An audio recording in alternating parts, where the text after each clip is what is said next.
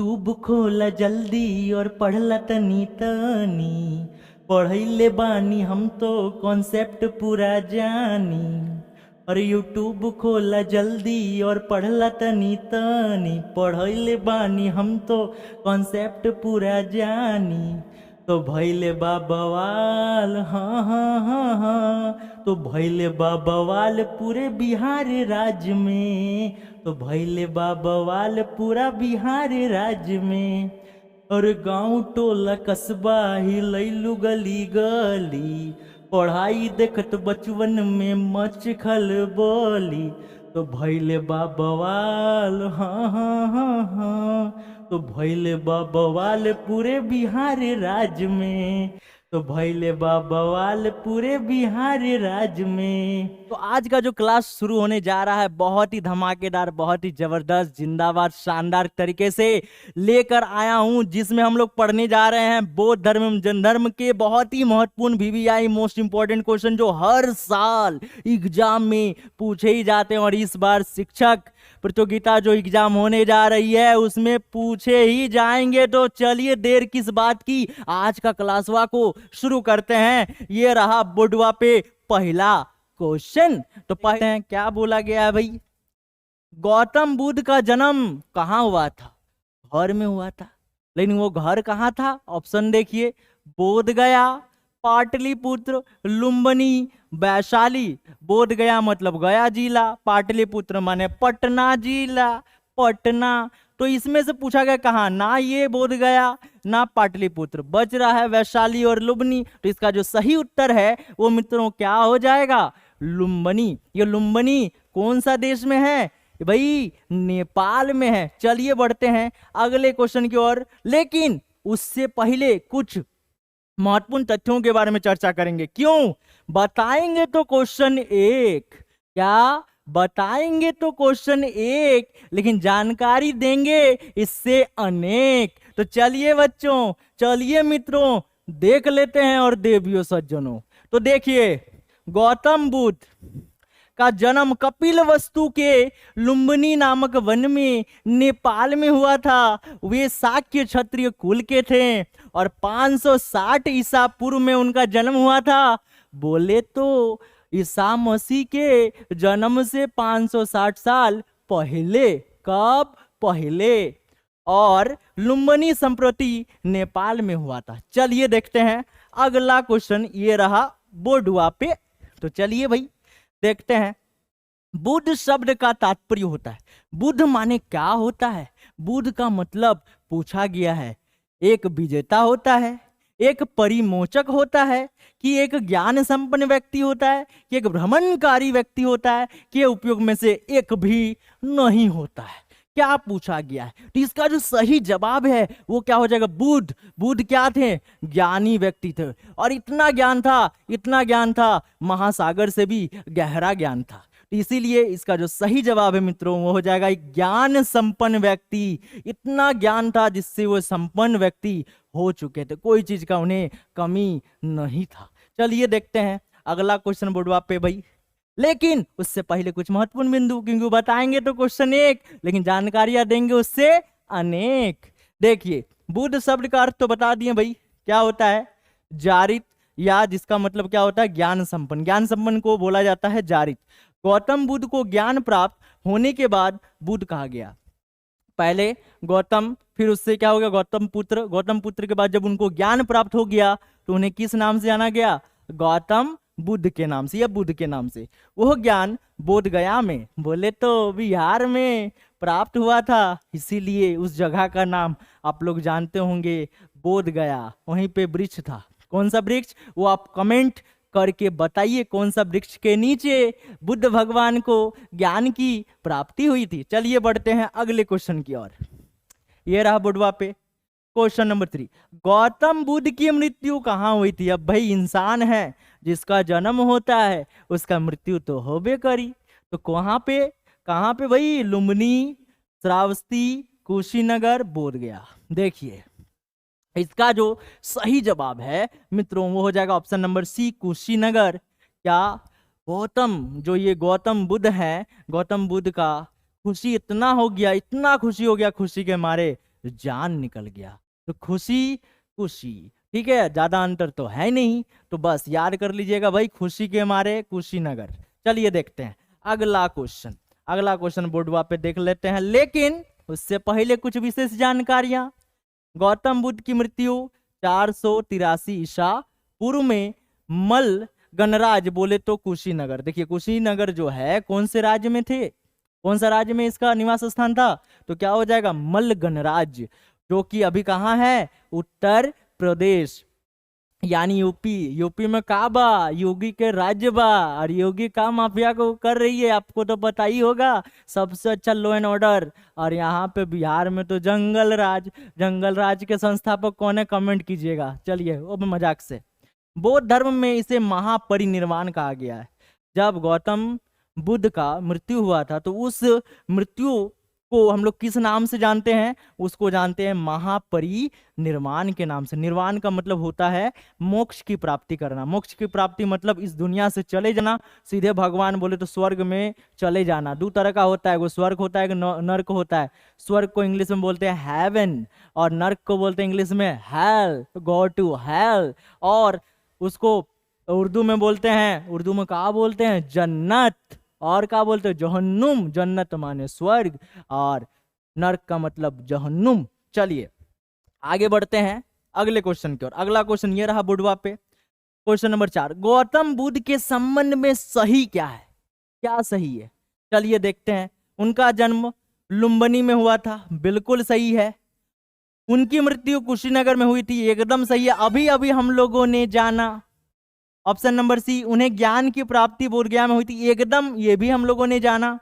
उन्हें ज्ञान की प्राप्ति राजगिरी में हुई थी, भाई ये हम लोगों ने जाना क्या, नहीं जाना, यानी यही हमारा क्या है, गलत ऑप्शन है। चलिए देखते हैं अगला क्वेश्चन बोर्डवा पे। उससे पहले कुछ विशेष जानकारियां।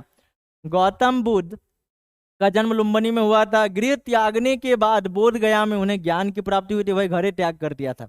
तथा उनकी मृत्यु कहाँ पे हो गई, कुशीनगर में। हम लोग जानते हैं अंतिम विकल्प सही नहीं है, क्योंकि अन्य सभी कथन सही है। ये तो भाई वही चीज दे दिया, चलिए इसका कोई जरूरत है नहीं। चलिए क्वेश्चन नंबर 5 देखते हैं, यह रहा। गौतम बुद्ध को कौन सी जगह ब्रह्म ज्ञान प्राप्त हुआ, कौन सा ज्ञान, ब्रह्म ज्ञान। ब्रह्मचारी बन गए थे ना, तो सारनाथ में, बोधगया में, प्रयाग में, पाटलिपुत्र में, इनमें से कोई नहीं। तो इसका जो सही जवाब है बच्चों और मित्रों और देवियों सज्जनों, क्या हो जाएगा, बोध गया हो जाएगा। चलिए देखते हैं, इसीलिए बोध गया नाम पड़ा है, क्योंकि उनको वहीं पे ज्ञान की प्राप्ति हुई थी। चलिए इससे रिलेटेड कुछ महत्वपूर्ण तथ्य देख लेते हैं, क्योंकि बताएंगे क्वेश्चन एक, लेकिन जानकारियां देंगे उससे अनेक, जिनसे बन जाएगी और भी बहुत सारी क्वेश्चनें। चलिए देखते हैं। 29 वर्ष की उम्र में अवस्था में बुद्ध ने गृह त्याग किया था। चलिए एक क्वेश्चन बन गया कि नहीं, बुद्ध ने घर से बाहर कब निकला था, या गृह त्याग कब किया था, तो कितने वर्ष की उम्र में, 29 वर्ष की उम्र में। फिर इसे बौद्ध ग्रंथों में महाविनिष्क्रमण कहा गया। बौद्ध का जो ग्रंथ है त्रिपिटक वगैरह, तो उसमें इसको किस नाम से मतलब क्या कहा गया है, उसको कहा गया है महाविनिष्क्रमण। चलिए इसके पश्चात उन्होंने बोध गया में निरंजना नदी, जिसको किस नदी के नाम से भी जाना जाता है, फाल्गु। देखिए फाल्गु नदी का पुराना नाम क्या हो जाएगा, निरंजना नदी। चलिए के तट पर बोधि वृक्ष, यानी जिसको हम लोग क्या बोलते हैं, पीपल बोलते हैं। बोधि वृक्ष किस नाम से जाना जाता है, पीपल को, पीपल को बोधि वृक्ष कहते हैं। के नीचे समाधि लगाई गई, समाधि वहीं पर लगा दी गई। 8वें दिन वैशाख मास की पूर्णिमा के दिन ज्ञान प्राप्ति के बाद वे गौतम बुद्ध, तथागत और शाक्य मुनि के नाम से जाने जाते हैं। देखिए गौतम जो बुद्ध हैं वो किन किन नामों से जाने जाते हैं, सबसे पहले तो गौतम बुद्ध, उसके बाद तथागत, क्या, तथागत और शाक्य मुनि। ठीक है, शाक्य मुनि के नाम से गौतम बुद्ध को जाना जाता है। चलिए देखते हैं कितना क्वेश्चन बन जाएगा इससे, इस विशेष जानकारी से। चलिए देखते हैं अगला क्वेश्चन। अगला क्वेश्चन से पहले बोर्डवा को घसकाते हैं भाई, सलेटवा को। तो ये रहा अगला क्वेश्चन बोर्डवा पे, ध्यान से देखिए। क्वेश्चन नंबर 6, भगवान बुद्ध ने अपना प्रथम उपदेश कहाँ दिया, जब उसको ज्ञान का प्राप्ति हो गया। बोले तो उन्हें ज्ञान की प्राप्ति जब हो गई तो पहली बार भाषण कहाँ बतियाने चल गया था भाई, ये पूछा जा रहा है। तो इसका जो सही आंसर है वो हो जाएगा सारनाथ। कहाँ हो जाएगा, सारनाथ, सारनाथ में जाके सार दे दिया, बहुत अच्छा अच्छा सार दिया। सार का मतलब होता है बातें, अच्छी अच्छी बातें एक तरह से, ठीक है, माने एक तरह से भाषण कह सकते हैं। चलिए, तो सार का मतलब सार हो गया। और कहाँ दे दिया भाई? भगवान बुद्ध ने सारनाथ, जो कि कहाँ पे है? यूपी में है। चलिए देखते हैं अगला क्वेश्चन। अगला क्वेश्चन से पहले कुछ विशेष जानकारियां। ज्ञान प्राप्ति के पश्चात बुद्ध ने ऋषि पतन यानी सारनाथ, देखिए ऋषि पतन उसको कहा जाता है, ऋषि पतन यानी सारनाथ में उरुबेला में उनका साथ छोड़ देने वाले 5 ब्राह्मण तपस्वियों को ज्ञान का प्रथम उपदेश दिया। उनका साथ छोड़ दिया था, बाद में जाके उन्हीं को उपदेश दिया कि तुम हमको छोड़ के गए थे ना बीच रास्तुआ में, तो चलो बेटा देखो हमको ज्ञान की प्राप्ति हो गया, तुम लोग ऐसे चला गया ना, चलो अब ज्ञान सुन लो, नहीं तो फिर कल दिन पछताओगे। तो क्या बोला भाई? जिसे धर्म चक्र प्रवर्तन कहा गया है, उन्हें जो उपदेश दिया ना पहली बार, तो उन्हें क्या बोला गया है? धर्म चक्र प्रवर्तन। बौद्ध संघ में प्रवेश सर्वप्रथम यहीं से प्रारंभ हुआ है, किंतु बीएन लुनिया के अनुसार बुद्ध ने अपना प्रथम उपदेश उरुबेला यानी बोधगया में तपस्सु एवं मल्लिक नामक बंजारों को दिया था। लेकिन इन्होंने, इनका नाम क्या है? इनका नाम है बीएन लुनिया। तो इन्होंने पहली बार क्या बताया कि नहीं, वो मुनियों को नहीं दिया था उपदेश पहली बार, ये बंजारों को दिया था, जहां पे इनका क्या मिला था? ज्ञान मिला था, इनको ज्ञान की प्राप्ति हुई थी। चलिए देखते हैं अगला क्वेश्चन। अगला क्वेश्चन ये रहा, बोर्डवा पे ध्यान से देखिए। क्वेश्चन नंबर 7, जातक पवित्र ग्रंथ है। भाई जातक किसका है? तो नाम से पता चला जातक किसका होगा, चैप्टर बुद्ध का पढ़ रहे हैं तो भाई बौद्धों का हो जाएगा। लेकिन इससे जुड़ी कुछ विशेष जानकारियां देख लेते हैं। चलिए देखते हैं। जातक ग्रंथ बौद्ध ग्रंथ का खुद्दक निकाय का भाग है। अगर पूछा जाए कि जातक ग्रंथ किसका भाग है, तो खुद्दक निकाय, ठीक है, खुद का जात, किसका? खुद का जात, खुद्दक हो जाएगा। ऐसा माना जाता है कि गौतम के रूप में जन्म लेने के पूर्व बुद्ध ने 550 से भी अधिक जन्म लिए थे। क्या माना जाता है इसमें? देखिए गौतम बुद्ध का जन्म माने एक तरह से बोल सकते हैं 551वां हो जाएगा। तो 551 से पहले 550 बार गौतम बुद्ध ने क्या किया था? इस पृथ्वी में अवतार लिया था। इसका मतलब अवतारे हो जाएगा ना। चलिए देखते हैं। फिर जातक ग्रंथों में बुद्ध के इन्हीं पूर्व जन्मों की कथाएं संग्रहित है यानी वर्णित है। तो ये जो जातक ग्रंथ है, इसमें बुद्ध के जन्म से पहले जितने जन्म हुए थे उन जन्मों के बारे में अध्ययन किया जाता है या उनके बारे में अच्छी तरह से बताया गया। चलिए देखते हैं अगला क्वेश्चन। अगला क्वेश्चन ये रहा बोर्डवा पे। क्वेश्चन नंबर 8, बौद्ध धर्म के प्रचार प्रसार के लिए कौन सी भाषा प्रयोग की गई थी? भाई बौद्ध धर्म जो जा रहा था, जैसे अब उतना ज्ञान आ गया, अब ज्ञान को तो बताना पड़ेगा ना, तो कौन सा भाषा का प्रयोग बुद्ध जी करते थे? संस्कृत, प्राकृत, पाली, हिंदी। तो इसका जो सही जवाब है वो हो जाएगा पाली। चलिए देख लेते हैं इनसे जुड़ी कुछ विशेष जानकारियां क्वेश्चन से। बुद्ध ने अपने उपदेश तथा धर्म के प्रचार प्रसार के लिए कौन सी भाषा, जो बताएं अभी, पाली भाषा, क्योंकि उन्होंने बहुत चीज पाला था इसीलिए पाली भाषा हो गया। चलिए, कालांतर में अधिकांश महायान ग्रंथ संस्कृत में, कालांतर मतलब बाद में, ठीक है, बाद में जब भूतकाल वगैरह आने लगा ना, तब किसका प्रयोग होने लगा? संस्कृत भाषा में लिखे गए।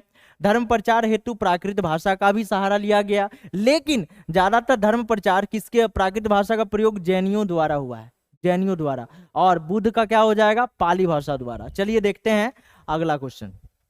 ये रहा बोर्डवा पे। बुद्ध के उपदेशों का संग्रह है। उपदेशों का संग्रह को क्या कहा जाता है, किस नाम से जाना जाता है? बुद्ध चरित, सूत पिटक, अभिधम्म पिटक, विनय पिटक। इसका जो सही आंसर है वो क्या हो जाएगा मेरे प्यारे मित्रों? सूत पिटक।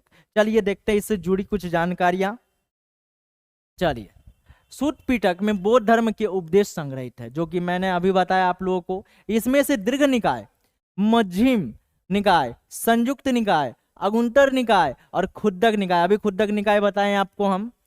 विनय पिटक में भिक्षु और भिक्षुनियों के संग एवं दैनिक जीवन संबंधी आचार विचार, देखिए ये जो दिया है विनय पिटक, इसमें क्या शामिल है? भिक्षु और भिक्षुनियों, मतलब भिक्षु का मतलब हो जाएगा पुरुष और भिक्षुनियों का मतलब क्या हो जाएगा? औरत के संग एवं दैनिक जीवन में क्या करना है उससे संबंधित आचार विचार नियम संग्रहित हैं। जबकि अभिधम्म पिटक में बौद्ध दार्शनिक सिद्धांतों का वर्णन प्रस्तुत है। चलिए देखते हैं अगला क्वेश्चन। ये रहा बोडवा पे। क्या कहता है भाई, ध्यान से देखिए। बौद्ध शिक्षा का वर्णन निम्नलिखित में से किस में है? बौद्ध शिक्षा, वो जो शिक्षा मिला है ना, किस में है? त्रिरत्न है, त्रिपिटक में है, शिलव्रत में है, अनुव्रत में। तो इसका जो सही उत्तर हो जाएगा मेरे प्यारे मित्रों, वो हो जाएगा त्रिपिटक। चलिए देखते हैं इससे जुड़ी कुछ विशेष जानकारियां। चलिए, बौद्ध शिक्षा का वर्णन त्रिपिटक में मिलता है। त्रिपिटक बौद्ध शिक्षा का मूल ग्रंथ है। मूल ग्रंथ माने एक तरह से बोल सकते हैं मेन, ठीक है, मूल ग्रंथ है, यही जड़ है। और यह पाली भाषा में, आपको पहले बता दिए कौन सा भाषा में रचित है। इसका 3 भाग है। कितना भाग है? 3 भाग। सबसे पहला हो जाएगा सुत्त, क्या हो जाएगा? सुत्त। दूसरा हो जाएगा विनय, तीसरा हो जाएगा अभिधम पिटक हो जाएगा, ठीक है। इनको बुद्ध के महापरिनिर्वाण के बाद संकलित किया गया है। महापरिनिर्वाण आपको बताएं क्या था? चलिए, जब मोक्ष ले लिया था बुद्ध जी ने। चलिए अगला क्वेश्चन देख लेते हैं। ये रहा बोर्डवा पे 11वां प्रश्न, निम्नलिखित में से बुद्ध का समकालीन कौन था? भाई कौन समकालीन? उस समय उनके काल के समय कौन समकालीन थे, ये पूछा जा रहा है, ठीक है। मोजेज, कन्फ्यूशियस, मोहम्मद, इनमें से नहीं। चलिए, तो मोहम्मद तो होगा ही नहीं, क्योंकि इस्लाम धर्म तो आई भी नहीं किया, पैदा ही नहीं हुआ था तब, ठीक है। कहा कि ईसा पूर्व का बात किया जा रहा है, ईसा के बाद हुआ है, माने ईस्वी के बाद हुआ है ना। चलिए, तो इन दोनों में कंफ्यूजन होगा, मोजेज होगा कि कन्फ्यूशियस। तो इसका जो सही उत्तर है वो क्या होगा मेरे प्यारे मित्रों? वो हो जाएगा कन्फ्यूशियस। चलिए, इससे जुड़ी कुछ विशेष जानकारियां देख लेते हैं। विशेष जानकारियां ये रहा। देखिए, जिस प्रकार गौतम बुद्ध ने भारत में बौद्ध धर्म का प्रचार प्रसार किया, उसी प्रकार 500 ईस्वी में चीन में विद्यमान कन्फ्यूशियस के सिद्धांतों पर कन्फ्यूशियस धर्म बना था। चाइना में वो धर्म बना था, भारत में यह धर्म बना था। कन्फ्यूशियस को चीनी लोग राजा फुट से, क्या? राजा फुट से 551 से 479 ईसा पूर्व कहते हैं। ये है महावीर तथा बुद्ध के समकालीन थे। कहा कि जिस समय बौद्ध धर्म आया था उसी समय जैन धर्म भी आया था ना, तो उसी के समकालीन थे कन्फ्यूशियस। कहाँ के थे भाई? चाइना के थे, चाइनीज आदमी थे, चाइनीज, ठीक है। इन्होंने समाज को आचरण के नियमों की शिक्षा दी थी। कौन सा नियम बताया था? आचरण। समाज में आचरण कैसे, किस तरह का आचरण रखना चाहिए, इसकी प्रेरणा किससे मिलती है? कन्फ्यूशियस धर्म से मिलती है। चलिए देखते हैं अगला क्वेश्चन। ये रहा बोर्डवा पे भाई। क्या कहता है? गौतम बुद्ध द्वारा भिक्षुणी संघ की स्थापना कहाँ की गई थी? भिक्षुणी संघ की स्थापना कहाँ की गई थी? सारनाथ में, कपिलवस्तु में, वैशाली में, गया में। तो इसका जो सही उत्तर है वो क्या हो जाएगा बच्चों? वो हो जाएगा वैशाली। चलिए देखते हैं इससे जुड़ी कुछ विशेष जानकारियां।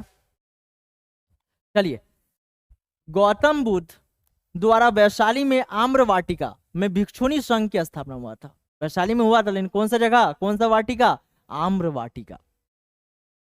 इस संघ में प्रवेश पाने वाली प्रथम महिला बुद्ध की सौतेली माता, अभी बताएं क्या नाम था? गौतमी। तो पूरा नाम है प्रजापति गौतमी। इन्हीं के नाम पे गौतम बुद्ध उन्हें कहा जाता है। चलिए देखते हैं। अपने प्रिय शिष्य आनंद के आग्रह पर महात्मा बुद्ध ने इसकी अनुमति प्रदान की। महात्मा बुद्ध का जो प्रिय शिष्य है आनंद, वो लेकर आए कि अपनी माता जी को आप शिष्या बना लीजिए। चलिए, इसके बाद जो है ध्यान दीजिएगा, उसके बाद जो है अनुमति प्रदान की। कालांतर में वैशाली की प्रसिद्ध नगरवधु वहां की जो रानी है आम्रपाली भी उनकी शिष्या बन गई। तो चलिए देखते हैं अगला क्वेश्चन। ये रहा भाई बोर्डवा पे। क्या कहता है? ध्यान से देखिए। सांची किसकी कला और मूर्तिकला का निरूपण करता है? सांची किसकी कला और मूर्तिकला का निरूपण करता है? ये इस प्रश्न में पूछा गया है। तो जैन का, बौद्ध का, मुस्लिम का, ईसाई का। भाई ये दोनों तो आएगा ही नहीं, पैदा ही नहीं हुआ था उस समय, पैदा ही नहीं हुआ है, तो बचा कौन है? एक जैन और एक बौद्ध। इन दोनों में किसका हो जाएगा? बौद्ध। सांची स्तूप नाम सुने होंगे, अभी भी बहुत फेमस है। तो स्तूप नाम आ गया मतलब बौद्ध आ गया। चलिए देखते हैं अगला क्वेश्चन। अगला क्वेश्चन ये रहा, लेकिन उससे पहले कुछ विशेष जानकारियां, क्योंकि क्वेश्चन बताएंगे एक लेकिन जानकारियां देंगे उससे अनेक। सांची यानी मध्य प्रदेश में बौद्ध कला का केंद्र स्थल रहा है। यह एकमात्र ऐसा स्थान है जहां बौद्धकालीन शिल्पकला के समस्त नमूने विद्यमान है। समस्त मतलब बहुत ज्यादा वहीं पर नमूने प्राप्त हुए हैं। सांची कहाँ पे है? आप कमेंट कीजिए कौन सा, और ये भी कमेंट कीजिए आप कौन से जिले से वीडियो को देख रहे हैं, ताकि मुझे कुछ मोटिवेशन मिल सके कि हमारा वीडियो यहाँ तक फैल चुका है। चलिए देखते हैं। तो स्तूप पर अनेक मूर्तियां उत्कीर्ण मिलती है। मार्शल के अनुसार सांची स्तूप का निर्माण अशोक के शासनकाल में हुआ था। ये जो सांची स्तूप बनाया गया था किसके समय? अशोक के समय बनाया गया था। चलिए देखते हैं अगला क्वेश्चन। अगला क्वेश्चन ये रहा, कहाँ पे? बड़वा पे। बौद्ध स्मारक स्तूप कहाँ बनाए जाते हैं? बोला ये स्तूप जो है ना, बौद्ध स्तूप कहाँ कहाँ बनाया जाता है, किस किस समय बनाया जाता है, ये पूछा गया है। तो पहला हो गया बुद्ध के अवशेषों पर, एकदम सही जवाब है। दूसरा ऑप्शन देखते हैं, बुद्ध के जीवन से संबंधित स्थानों पर, एकदम सही जवाब है। संघ के प्रमुख सदस्यों का अवशेषों पर, एकदम सही जवाब है। बौद्ध मठों द्वारा अर्चना के स्थान पर, एकदम सही जवाब है। यानी क्या हो जाएगा? चारों हो जाएगा, यानी उपरोक्त सभी हो जाएगा। चलिए ऑप्शन नंबर डी। चलिए देख लेते हैं कुछ विशेष जानकारियां। वही है, बौद्ध स्तूप के अवशेषों पर बुद्ध के जीवन से संबंधित जितना बता दिए वहीं पे होता है। ठीक है, चलिए देखते हैं अगला क्वेश्चन। बुद्ध के उपदेशों का मुख्य संबंध था, मुख्य, ठीक है, बुद्ध के उपदेशों का मुख्य संबंध पूछा गया है भाई किससे? विचारों और चरित्र की शुद्धता, भक्तिवाद, कर्मकांड के व्यवहार और एक ही भगवान में विश्वास। तो भाई भगवान में कोई विश्वास नहीं था बुद्ध का। तो क्या हो जाएगा? इसका जो सही उत्तर है वो हो जाएगा विचार और चरित्र की शुद्धता। भाई अपना विचार ऊंचा रखो और अपना चरित्र को शुद्ध रखो। शुद्ध बोले तो कैरेक्टर ढीला मत रखो। चलिए देखते हैं अगला क्वेश्चन, लेकिन कुछ विशेष जानकारियां, क्योंकि क्वेश्चन बताएंगे तो एक, लेकिन जानकारियां देंगे उससे अनेक। बुद्ध के उपदेशों का मुख्य संबंध विचारों और चरित्र की शुद्धता से था। बुद्ध जटिल दार्शनिक समस्याओं में कभी नहीं उलझे थे। वह जटिलता से कोई लेना देना ही नहीं है।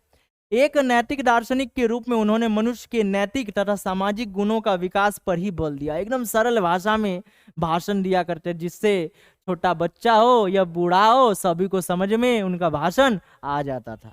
चलिए देखते हैं अगला क्वेश्चन। अगला क्वेश्चन है कपिल वस्तु संबंधित है कहां से? भाई कपिल वस्तु नाम से पता लग रहा है, किससे हो जाएगा? भगवान बुद्ध से। चलिए देखते हैं अगला क्वेश्चन। अगला क्वेश्चन है चतुर्थ बौद्ध सम्मेलन किसके शासनकाल में हुआ था? चतुर्थ बौद्ध सम्मेलन, जैसे बैठक वगैरह होता था ना साल 2 साल में, ठीक है, तो वो पूछा जा रहा है कि ये चतुर्थ बौद्ध सम्मेलन कब हुआ था। ठीक है, मेल मिलाप, अशोक के समय चंद्रगुप्त के समय कनिष्क, चंद्रगुप्त विक्रमादित्य। तो इसका जो सही उत्तर हो जाएगा वो हो जाएगा कनिष्क के समय हो जाएगा। चलिए देखते हैं इससे जुड़ी कुछ विशेष जानकारियां। बौद्ध धर्म की चतुर्थ अंतिम संगति, इसको अंतिम भी कहा जाता है भाई, अंतिम सम्मेलन इसको कहा जाता है। कुषाण शासक कनिष्क के राज्य में कश्मीर के कुंडल वन में हुआ था। पूछा जा सकता है कहाँ हुआ था, कौन सा राज्य में हुआ था? तो कश्मीर में कुंडल वन के इलाके में। ठीक है, इसकी अध्यक्षता किसने की, यह भी पूछा जा सकता है, वसुमित्र ने। और उपाध्यक्ष कौन थे? अश्वघोष। ठीक है, उपाध्यक्ष पूछा जा सकता है और अध्यक्ष पूछा जा सकता है। तो ये सब आपको याद करके रख लेना है। चलिए देख लेते हैं अगला क्वेश्चन। ये रहा बोर्डवा पे, बौद्ध धर्म से संबंध अर्ध गोलाकार अंत्योष्टि संबंधी टीले को क्या कहते हैं भाई? तो इसको क्या कहते हैं? स्तूप कहते हैं। आपको बताए ना कैसा होता है, इसे होता है। ठीक है, ऐसे करके ऊपर में चोंग चांग निकला होता है, इसी को हम लोग क्या बोलते हैं? स्तूप बोलते हैं। और बिहार में तो है ये है। आप लोग बताइए कहाँ कहाँ बिहार में स्तूप है, कमेंट करके। चलिए इससे जुड़ी कुछ विशेष जानकारी देख लेते हैं। महात्मा बुद्ध के महापरिनिर्वाण के बाद उनकी अस्थियों को 8 भागों में विभाजित किया गया। जब वो समाधि ले लिए, मतलब उनका जीवन जब समाप्त हो चुका, तो उस समय उनका जो अवशेष है कितने भागों में डिवाइड किए गए? 8 भागों में। और 8 भागों को यहाँ वहाँ हर जगह रख दिया गया, यहाँ वहाँ नहीं, कुछ विशेष जगहों में रख दिया गया और वहाँ पे स्तूप का निर्माण करवाया गया। ठीक है, इन्हीं को स्तूप कहा जाता है। धत्व है कि स्तूप का उल्लेख सर्वप्रथम ऋग्वेद में प्राप्त हुआ है। और ये जो स्तूप है, अगर देखिएगा पहली बार स्तूप शब्द का प्रयोग किस में हुआ है? तो ऋग्वेद में हुआ है, जिस जहाँ अग्नि की उठती हुई ज्वालाओं को स्तूप कहा जाता है। जैसे अग्नि हदकने लगता है ना, हदकने, तो आग से ऊपर नीचे चलता है, उसी को क्या बोला गया है? स्तूप कहा गया। चलिए देखते हैं अगला क्वेश्चन। क्वेश्चन नंबर 19, आजीवक संप्रदाय के संस्थापक कौन थे? आजीवक, अब नया संप्रदाय आ गया। उपाल, आनंद, मखली घोषाल, राघु सोभद्र। तो इसका जो सही उत्तर है मेरे प्यारे मित्रों वो हो जाएगा मखली घोषाल। क्या हो जाएगा? मखली घोषाल। चलिए इससे जुड़ी कुछ विशेष जानकारियां देख लेते हैं। बुद्ध के जन्म के पूर्व, बुद्ध के जन्म से पहले, माने बुद्ध धर्म आने से पहले, ये जो धर्म था जिसका नाम क्या है? आजीवक संप्रदाय, जिसके संस्थापक मखली घोषाल थे, इनका मत नियतिवाद कहा जाता है। क्या कहा जाता है? नियतिवाद। तो पूछा जा सकता है नियतिवाद का संस्थापक, तो आपको याद करके रख लेना है मक्खली गोशाल। चलिए देखते हैं। तो चलिए अगला क्वेश्चन देख लेते हैं। अगला क्वेश्चन क्या कहता है, ध्यान से देखिए। महावीर ने डैश में निर्वाण प्राप्त किया। निर्वाण का मतलब मोक्ष प्राप्त किया। कब मोक्ष प्राप्त किया? तो ऑप्शन देखिए, 4 गुड़िया 468 ईसा पूर्व, 590 ईसा पूर्व, 527 ईसा पूर्व, 546 ईसा पूर्व। देखिए ये क्वेश्चन बहुत ही उलझन भरा क्वेश्चन है, जटिल क्वेश्चन है। इसका आंसर 2 होता है और इन दोनों में कौन ज्यादा सही है? तो वो हो जाएगा 527 ईसा पूर्व और एगो 468। लेकिन ये उतना सही नहीं है, ये ज्यादा सही है। क्यों ऐसा? इसीलिए चलिए देख लेते हैं। अगला स्लाइड आपको पूरा समझाते हैं। महावीर के जन्म और मृत्यु से संबंधित तिथियों में विवाद है। क्या है? विवाद है। कोई बोलता है फलना तारीख को जन्मा था, कोई बोलता है वो टुस्का तारीख को जन्मा था। तो इसका मतलब विवाद आ गया कि नहीं? चलिए, एक तिथि के अनुसार महावीर का जन्म 599 ईसा पूर्व और मृत्यु कितना है? 587। इसे यही जवाब आपको हम बताएं। जबकि दूसरी तिथि के अनुसार जन्म 540 ईसा पूर्व, ये भी पढ़े होंगे आप लोग, ठीक है, और मृत्यु 468 ईसा पूर्व में मानी जाती। इन दोनों तिथियों में अगर देखा जाए तो प्रथम तिथि अधिक मायने, प्रथम बोले तो ये पहला वाला ज्यादा मायने है। चलिए देखते हैं अगला क्वेश्चन। अब 72 वर्ष की उम्र में उन्होंने क्या किया था? समाधि बोले तो महापरिनिर्वाण या तो निर्वाण जिसको बोल सकते हैं, मोक्ष की प्राप्ति की थी। चलिए अगला क्वेश्चन देख लेते हैं। निम्नलिखित में से कौन जैन धर्म के असली संस्थापक? देखिए असली ठीक है, असली तो आपको बता दिए, ठीक है। असली क्या हो जाएगा आपका? इसमें से वर्धमान यानी महावीर। चलिए देखते हैं अगला क्वेश्चन। उससे पहले कुछ विशेष जानकारियां। वर्धमान महावीर जैनियों के 24वें एवं अंतिम तीर्थंकर माने जाते हैं। जैन धर्म के वास्तविक संस्थापक भी माने जाते हैं। उन्हें पार्श्वनाथ के 4 जैन सिद्धांतों में 5वां सिद्धांत ब्रह्माचार जोड़ा। देखिए पहले 4 गो सिद्धांत था पार्श्वनाथ का, उसमें एक नया सिद्धांत जोड़ दिया जिसको हम लोग क्या बोलते हैं? ब्रह्माचार्य के नाम से जानते हैं, ठीक है। और जैसे ही जोड़ दिया तो ये बन गए क्या? असली जैन तीर्थकर। चलिए ठीक है। इनका जन्म कुंडल ग्राम में ज्ञात्रिक क्षत्रिय कुल में हुआ था। पूछा जा सकता है कहाँ पे हुआ था? कुंडल ग्राम, ठीक है। चलिए कुंडल ग्राम कहाँ है आप कमेंट करके बताइए, आपका ये होमवर्क क्वेश्चन दे दिए। चलिए अगला क्वेश्चन देख लेते हैं। महावीर का जन्म कहाँ हुआ था? महावीर का जन्म अभी हम लोगों ने जाना कुंडल ग्राम यानी वैशाली में हुआ था। चलिए अगला क्वेश्चन देख लेते हैं। अगला क्वेश्चन ये रहा बोर्डवा पे, जैनवाद में पूर्ण ज्ञान को निम्न में से क्या कहा जाता है? जैनवाद में जब पूर्ण ज्ञान, पूरे तो भरपूर ज्ञान जब आ जाता है तब उसको हम लोग किस नाम से जानते हैं? जिन बोलते हैं, रत्न बोलते हैं, कैवल्य बोलते हैं, निर्वाण। तो इसका जो सही उत्तर है मेरे प्यारे मित्रों एवं देवियों सज्जनों एवं बच्चों, क्या हो जाएगा? कैवल्य हो जाएगा। क्या हो जाएगा? कैवल्य। चलिए देखते हैं अगला क्वेश्चन। उससे पहले जुड़ी जानकारियां। जैनवाद में पूर्ण ज्ञान को कैवल्य कहा गया है। महावीर के विषय में कहा गया है 12 वर्षों की कठोर तपस्या। देखिए गौतम बुद्ध जी को बहुत जल्दी ज्ञान की प्राप्ति हो गई थी, लेकिन महावीर को, महावीर नाम से पता चल रहा है, बहुत कठोर परिश्रम और तपस्या करने के बाद इनको ज्ञान की प्राप्ति हुई थी। कितना? 12 वर्ष की कठोर तपस्या साधना के पश्चात जिम्भिक ग्राम के समीप ऋजुपालिका नदी, कौन सा नदी? ऋजुपालिका। और वो कौन सा नदी था जब गौतम बुद्ध को ज्ञान की प्राप्ति हुई थी? तो फाल्गु नदी, जिसे निरंजना नदी के नाम से जाना जाता है, के तट पर 1 साल वृक्ष के नीचे कठोर तप उपरांत उन्हें कैवल्य प्राप्त हुआ था। कौन सा वृक्ष? 1 साल वृक्ष, ठीक है। 1 साल मतलब वर्ष नहीं, साल का मतलब होता है साल वृक्ष होता है, साल गाठ, साल काठ, साल काक्ष के अलग अलग नामों से जाना जाता है। चलिए देखते हैं।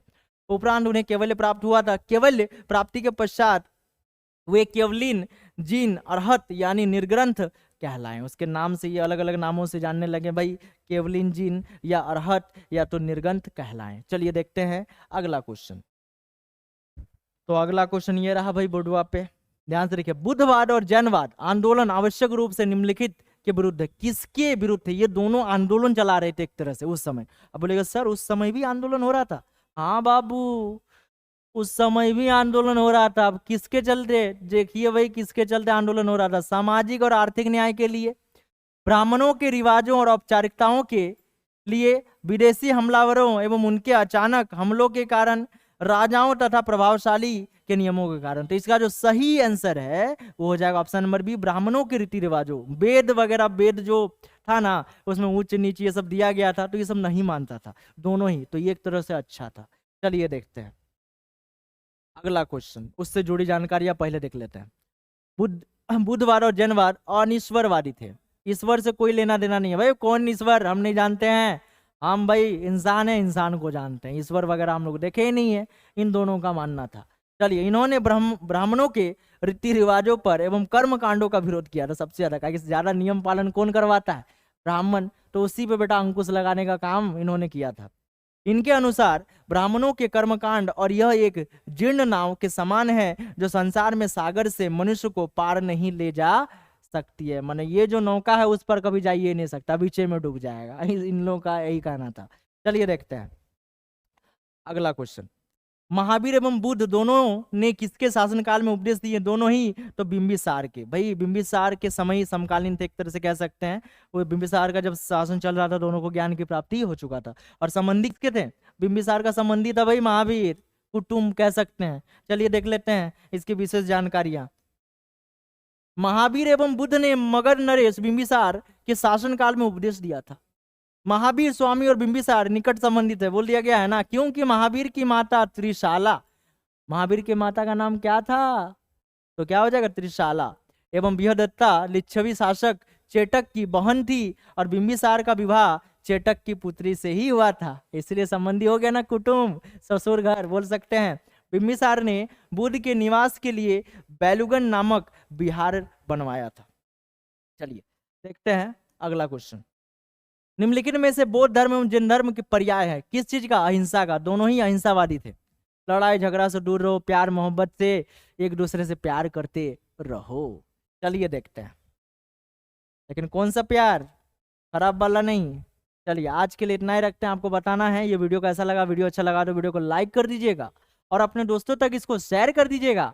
और चैनल में पहली बार आए तो जरूर मित्रों इसको सब्सक्राइब करके जाइएगा। आपका एक सब्सक्राइब हमें बहुत ज़्यादा मोटिवेट करता है, क्योंकि हमारा चैनल बहुत ही छोटा, बहुत ही छुटका, एकदम नया चैनल है। थोड़ा सा इस पर कृपया कीजिए, अपना प्यार बरसाइए और अपने दोस्तों तक हर जगह इसको फैला दीजिए। तो मिलते हैं अगले वीडियो में। आज के लिए इतना ही रखते हैं। जय हिंद, वंदे मातरम। किसके लिए? तब तक के लिए।